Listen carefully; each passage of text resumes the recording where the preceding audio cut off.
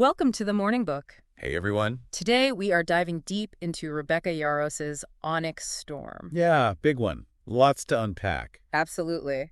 Exploring books one morning at a time, that's our motto, and this book definitely gives us plenty to explore. We're not going to try and recap the entire plot. That would take forever.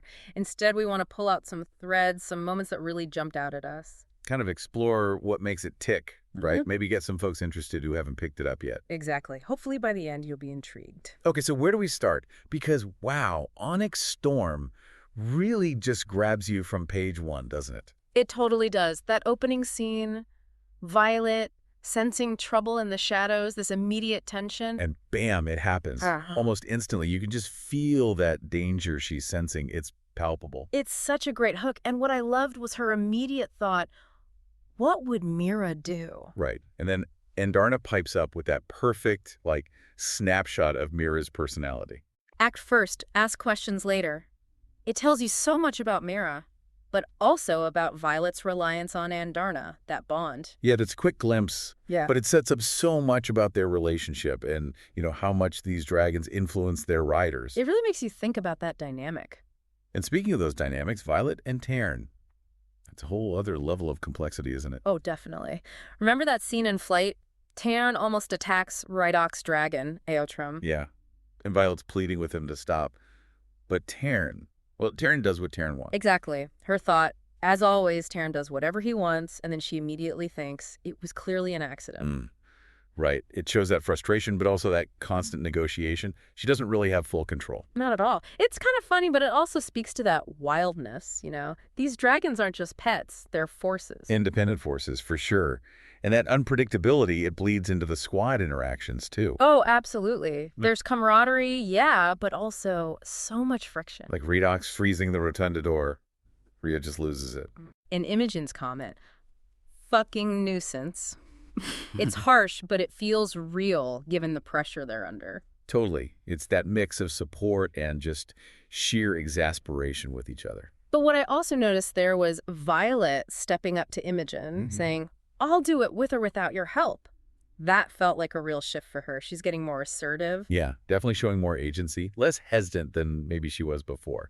It makes you wonder how much more she's going to grow. Right. And then just as you're settling into their, group dynamics. Yarros throws in something else, like that discovery in the infirmary. Oh, yeah. The dead body Rydok finds. That was genuinely chilling. Suddenly the threat feels much closer, much more hidden. And Violet's deduction about the scribes. Right. How a real scribe would run towards the archives. So smart.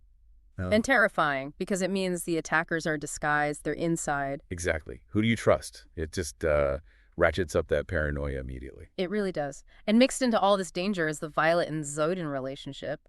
Still complicated, still intense. And even their private moments get interrupted, like when Garrick walks in. It's a constant reminder of the world they live in. No peace, really. And Xaden's reaction to Garrick. Oh, yeah. Get fucked. It's raw. It really is. Shows how protective he is. How much he wants to shield her, even if it means being defiant. Definitely speaks volumes about their bond, even with everything else going on. And speaking of everything else, that looming threat to the wards, that hangs over everything. Brennan's assessment is just stark, isn't it? Yeah. 6 months. Puts a ticking clock on everything. Seriously. And then Mira's reaction to that proposed mission. Yeah, calling it the kind of mission riders don't return from. It underlines the huge risks. Failure isn't just personal, it could mean the end of everything. And it's not just external threats, is it? There's all this political maneuvering going on inside Navarre, too. Oh, yeah. That confrontation with Dane really highlights the divisions, the mistrust. He's very confrontational. But then Violet steps in. And she argues for unity. That line, we can choose both. Either this alliance begins right here with us, or we will be the last. It's powerful. Shows her stepping into a leadership role, trying to bridge those divides. You wonder if their generation actually can. You really do. And then, shifting gears a bit, there's that really personal moment with Xaden getting his father's sword. Right, and you expect it to be this, proud moment. Yeah. But his reaction is negative. Totally unexpected. He feels his father would be horrified. It just opens up so many questions about his past. What is that legacy he's carrying? And then he mentions something else the king gave him. Something worse. Leading to that line about Violet being the only one who'd sense when he loses himself. The rest of what makes me. Yeah. Wow. So much mystery packed in there. So intriguing. Definitely. And amidst all this massive conflict, you've got Violet and a small group on this secret quest. Looking for Andarna's kind. Rydok tries to lighten the mood, calling them the Quest Squad. Huh. Yeah, classic Radok. But Violet immediately brings it back to reality. The stakes are insane. Totally. If we fail, the wards could fall. And if we succeed, treason and execution. Talk about pressure. Danger coming from all sides on that one. And meanwhile, back at Baziath, the power structures are shifting too, aren't they? Yeah, the nobles returning, Professor Keandra suddenly co-leading battle brief. It suggests big changes are coming. And then Eidos gets promoted to general, and his immediate hostility towards Violet. You're as good as dead for what you've done. Chilling. Sets up a really personal, dangerous conflict there. It seems like every negotiation is just layered with hidden meanings and power plays. Like Xaden telling Violet, I've decided I'm done not knowing what you're up to. It's possessive maybe, but also shows how worried he is. And then the Queen steps in, siding with Violet. Unexpected. Totally. But Xaden's warning this discussion isn't over leaves you feeling like nothing's truly resolved. No, just simmering. And loyalty is constantly being tested, even within the core group. Right, like Eidos using Violet's friends against her. Her response is strong, though. I'm now beyond your reach, General. Drawing a line. And then the squad having to vote on the Poramish civilians. That highlights the tough moral choices they're facing constantly. Yeah, the ethics of war. Right there. Wow. And just when you think things can't get more intense... Enter the silver-haired Venin. Whoa. Yeah. Her attack on Violet is sudden, powerful, and just terrifying. The lightning strike. Violet's reaction. Wait, she did what? Lightning? It's pure shock. It shows the scale of power they're up against now. Yeah. A whole new level of threat. And the Venin, Theophany, she knows things. That's creepy. Super creepy. Seems only right that you know my name, seeing as I know everything about you, Violet Sorrengail. Gives you chills. And she's interested in Violet's dual bond. Why? What does she want? So many questions. And Yarros keeps dropping hints about Xaden, too, like wielding ice, second signets. Little breadcrumbs. Keeps you guessing about what else he's capable of. And Violet gets proof to take bigger risks, too, doesn't she? Like confronting Jack in his cell. Trying to make that dangerous deal for information. It shows her desperation, how far she'll go. And then there's the whole prophecy angle. Rydok thinks it's destiny. But Jesinia shuts that down pretty quickly. It's about research, digging through history. Right. And the fact that information is missing from the records, that adds another layer of mystery. Who hid it? Why? It all points to this escalating war, especially with dark wielders showing up who have powers like the Riders. Changes the game completely, makes everything more dangerous, unpredictable. And Violet even goes to Dane for help, which is surprising given their history. Shows how desperate things are, right? Needing help from unlikely places. And the situation at Baziath keeps evolving, as Xaden as a professor. Talk about complicated dynamics. The tension between him and Violet in that context. Wow, it's palpable. Yeah. But even with his new authority, Eidos is still gunning for Violet. Yeah, that personal vendetta isn't going away. Some conflicts just run too deep. And forming the actual mission squad, getting Terran and Skill on board. That alone shows how unusual this group is. Very unusual alliances. Very deep loyalties, even if they're strained sometimes. And Violet's digging into the past. The second Krovlan uprising, her father's research. It feels like it's all connected, doesn't it? The past, the present threats, the Isles. Definitely seems like the key lies hidden somewhere in that history. Even their training feels different now. Xaden's sparring sessions. Yeah, focusing on exposing weaknesses, learning, not just fighting, preparing them for what's really out there. And that whole thing about delayed signet manifestation adds another layer of worry. Why is it happening to some? Connects back to Violet too, right? Her own late manifestation. Makes you wonder if there's a pattern. And then you get these smaller moments, like Sloane giving Violet that bag. Yeah, with the apology. Hints at healing, maybe? Mending fences amidst the chaos. Which is good, because Brennan's return isn't exactly smooth sailing. Lots of family tension there. Especially about their mother. Seems like there's a lot unresolved between the siblings. But despite all that, Violet still makes that promise to protect Halden. Yeah, even with their political differences and past issues, shows her sense of responsibility. So they head off to Dun. And you just know it's going to be trouble. Especially with Violet being cautious based on her dad's research. The defenses, the history, it feels ominous. And their arrival. Definitely not a warm welcome. An immediate demand for an audience with the Queen. Throws them right into the political deep end. Yeah. and then finding out Halden is there. And accused of kidnapping. Suddenly, it's not just about finding information, it's a diplomatic crisis. The negotiations with King Cortland sound intense. The power plays, the Panthers. Right, just casually appearing shows his control, the danger. And Xaden's move offering the alliance, revealing that emerald hilt. So strategic. A big gamble, really. And Andarna, using her camouflage ability right then. Brilliant timing by Violet. Shows how even smaller powers can be game changers. They get an agreement, but it's uneasy. And that condition about Halden feels like it could blow up later. No kidding. So they get back, totally exhausted. And immediately get briefed on new threats in Krovla, plus Cygnus and cadets arriving. No rest for the wicked. Violet's deduction about the Venan strategy, based on the Russian wards. She's really becoming a sharp strategist. She has to be. And she and Dana are still trying to unlock her father's books. Feels like time is running out.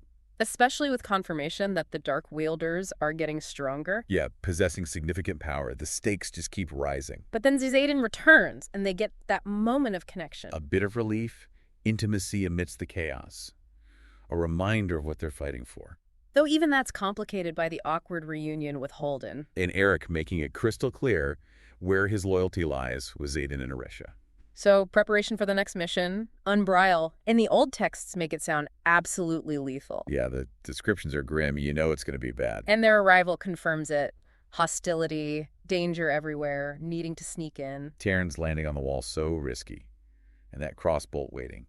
Immediate threat. But then another twist. The guards don't attack, they invite them for an audience with the queen. So unexpected. Throws everything off again. And the test. Eric has to fight. What? Total shock for Violet and Xaden.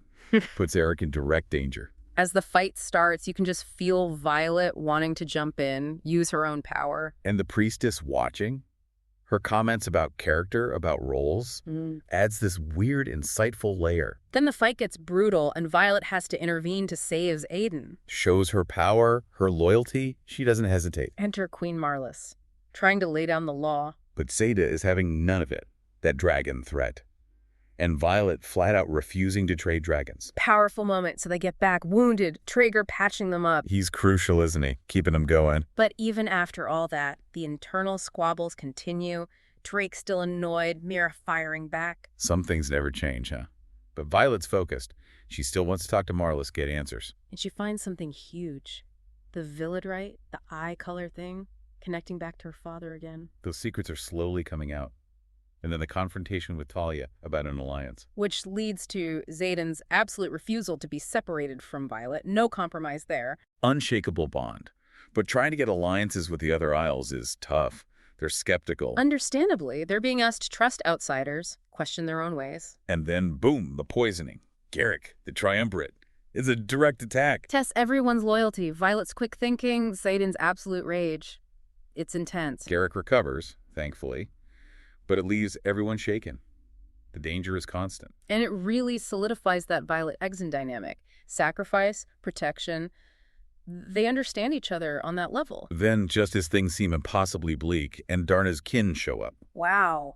A whole new element, new abilities, new questions about dragons. But that hope is just crushed by Sila's death. So sudden, so tragic. Heartbreaking for Andarna, for everyone. The grief is palpable. And in that grief, Xaden takes clear command. And Violet accepts it. There's trust there. Even with everything, life goes on, sort of. Red Hawk complaining about his boots on the way back to Baskiev. A little moment of normal absurdity, I guess. But challenges keep coming. Sawyer's prosthetic. Yeah, his reluctance to fly. It's a real practical problem stemming from past sacrifices. And Ree is feeling the pressure of leadership, training, keeping everyone together. It's a lot. Plus more political complications. The Duke of Calder, Llewellyn showing up. What now? But Xaden stands firm on taking in civilians. A real moral stand. And Violet's reaction? You can see her love and admiration for him in that moment. Eric, too, stays loyal to Xaden and Arisha, a consistent support. And Sawyer, trying to adapt his prosthetic for riding. That determination is amazing. He won't give up. Meanwhile, Ree's struggling, but Violet's there for her. That friendship is so important, supporting each other through the immense pressure. But then, the absolute worst news.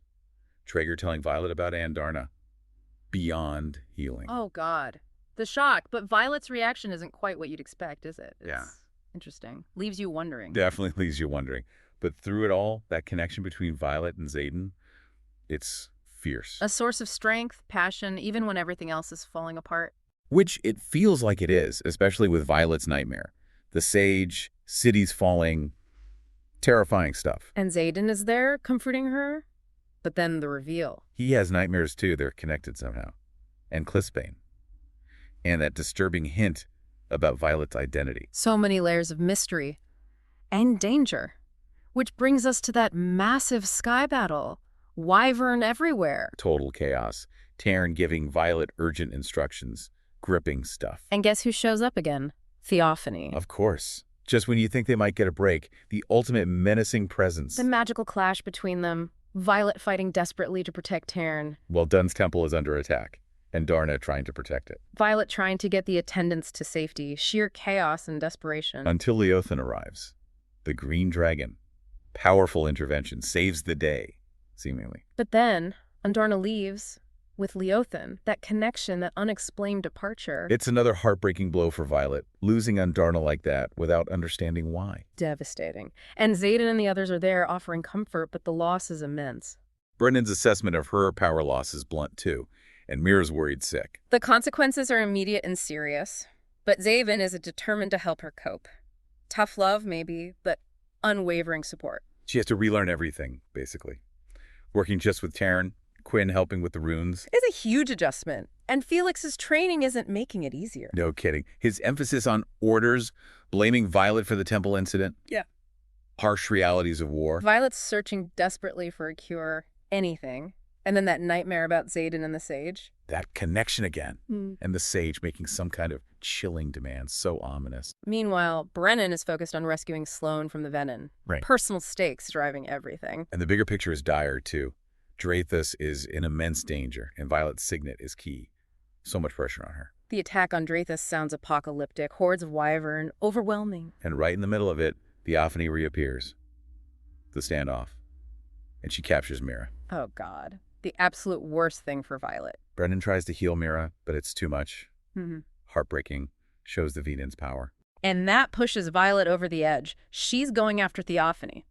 For keeps. Pure, ruthless determination. Leading to that brutal fight in the storm. Was Violet versus Theophany so personal, so vicious? While the battle rages for the tower in Drathus. A desperate defense. And then? Quinn. Her death. Her last words. Absolutely gut-wrenching. Such a loss for the squad, for Violet. The disruption in Drathus is just total devastation. The cost of this war is enormous. And Garrick makes a desperate, potentially suicidal move. More sacrifice. Followed by some kind of shocker about Eric, his abilities. What else is hidden? So many twists. And Stiel's distress. Violet having to make that terrible choice with the daggers. It feels like every decision is impossible, carries immense weight. And that brings us near the end, where Rebecca Yarros gives her acknowledgments, thanking everyone involved in bringing this massive story to life. Wow. Okay, so clearly Onyx Storm is a lot, in the best way. It's packed with action, politics, romance. And characters facing just incredible challenges. It's complex, thrilling. And the bits we talked about today, honestly, just scratching the surface of the plot and those deep relationships Yarros builds. Definitely. It's one of those books that really pulls you in and doesn't let go. Completely engrossing. So if anything we've talked about today caught your interest, we really hope you'll subscribe to Morning Book. Yeah, and maybe share this with friends, anyone who loves fantasy, especially with dragons. Please do. And check out the show notes. We've put a link there where you can grab a copy of Onyx Storm and experience the whole thing for yourself. You won't regret it. Thanks so much for tuning in with us this morning.